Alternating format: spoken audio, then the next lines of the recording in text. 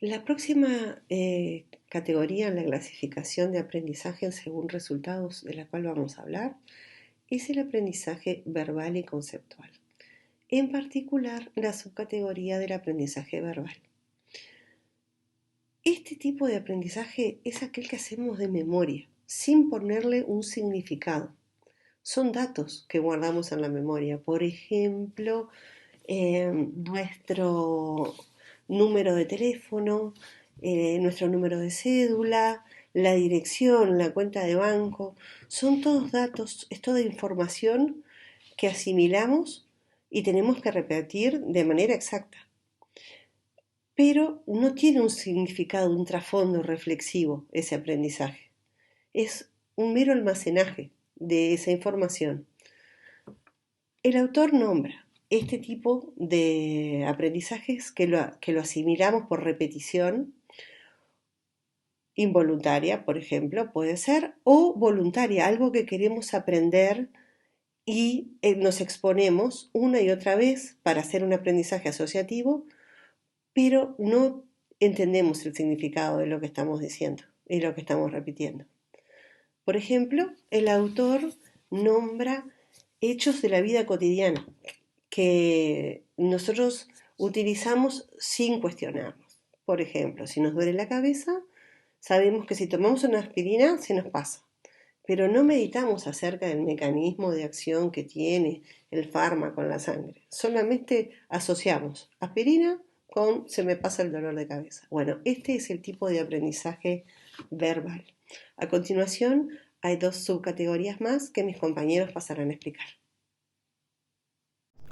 La siguiente subcategoría es aprendizajes y comprensión de conceptos, que a diferencia de la anterior, en esta sí se le atribuye significado a los hechos y se entiende su interrelación. O sea, la comprensión de conceptos nos permite dar significados a los hechos que tenemos y entender cómo están conectados entre ellos estos hechos.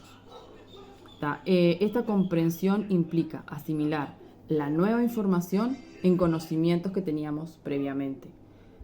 Y a su vez esa asimilación activa las estructuras donde están los conocimientos que teníamos previamente y las modifica cuando incorpora los nuevos. Sin embargo, no siempre es posible esta asimilación o esta comprensión debido, puede ser a que o se activen conocimientos que no son los adecuados para incorporar este nuevo conocimiento, o bien porque se carezca de los conocimientos previos necesarios para la incorporación de esta nueva información. Y en este último caso se requiere un cambio conceptual, que esa es la siguiente subcategoría de la que va a estar hablando el compañero. En el aprendizaje verbal y conceptual, en la parte C, habla sobre el cambio conceptual o reestructuración de los conocimientos previos, que con el fin de construir nuevas estructuras conceptuales que permitan, digamos, integrar tantos esos conocimientos anteriores como la nueva información presentada. Estos cambios conceptuales o reestructuraciones profundas son necesarios sobre todo para el aprendizaje de la ciencia y los sistemas más complejos, digamos, de conocimiento, que se producen también en otros ámbitos de la conducta y el conocimiento. El cambio conceptual es un proceso de aprendizaje muy relevante porque modifica en profundidad el sentido último de muchos otros conocimientos y conductas, que por fortuna es un proceso de aprendizaje infrecuente. También podemos decir que el cambio conceptual se apoya de hechos en otros muchos aprendizajes previos, que sin los cuales no solo no sería posible, sino ni siquiera ni siquiera sería necesario desde el punto de vista del aprendiz. Bueno, este es el último grupo en la clasificación de aprendizajes en base a resultados, y es el aprendizaje de procedimientos. El aprendizaje de procedimientos es el que está relacionado con la adquisición y la mejora de habilidades, destrezas o estrategias para hacer cosas concretas. Estas habilidades se les llama procedimientos porque se aprenden en base a la repetición de secuencias. Por ejemplo, como la persona que quiere aprender a jugar al bowling y quiere hacer, obviamente, siempre una chuza, y la técnica de ese juego implica hacer siempre los mismos pasos, el mismo balanceo de la bola, soltarla en el mismo lugar, con la misma fuerza, el mismo péndulo, para lograr siempre el mismo resultado, que es tirar todos los pinos. Bueno, ese aprendizaje de procedimientos es sofisticado. Se aprende de manera explícita, muy consciente de cada paso que damos y cómo lo hacemos, y después con la repetición de la técnica se transforma en algo implícito.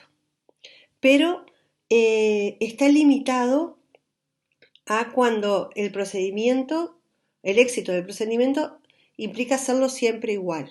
Este es el aprendizaje de las técnicas o secuencias de acciones realizadas de modo rutinario. Cuando siempre es el mismo objetivo y practicamos una y otra vez los mismos pasos, muy probable es que nos acerquemos a hacerlo de modo rutinario y a conseguir un éxito a través de ese procedimiento. Pero si hay variaciones del objetivo, vamos a tener que desarrollar estrategias para poder modificar ese procedimiento aprendido y innovar el aprendizaje para adaptarlo a los nuevos objetivos. Y esa es la segunda subcategoría del aprendizaje por procedimientos. Esta segunda subcategoría del aprendizaje de procedimientos es el aprendizaje de estrategias para planificar. En este caso, no alcanza con conocer las técnicas, sino que hay que saber cuándo, cómo y de qué forma aplicarlas para que sean efectivas. Las estrategias son necesarias en situaciones nuevas o complejas que nos representan un problema. Estas situaciones a veces nos pueden llevar a un error, el cual nos hace reflexionar para corregirlo. Entonces, las estrategias se adquieren mediante la reestructuración de la práctica, que es producto de esa reflexión y toma conciencia sobre nuestras acciones para mejorarlas. ¿Tá? Entonces, en el texto había un ejemplo de un jugador de ajedrez que podía conocer perfectamente todas las técnicas del juego, pero si no sabía cómo usarlas en función de lo que hacía su rival, lo más probable es que perdiera la partida. Entonces, lo que tendría que hacer una vez de haber perdido la partida sería reflexionar sobre qué hizo, cómo lo hizo y por qué lo hizo, y ver de qué otra forma lo podría hacer para llegar a un resultado diferente. Ahí esto se basa básicamente en eso. En el aprendizaje de procedimiento o procedimiento de aprendizaje, en la parte C, habla sobre el aprendizaje de estrategias de aprendizaje o control sobre nuestros propios procesos de aprendizaje.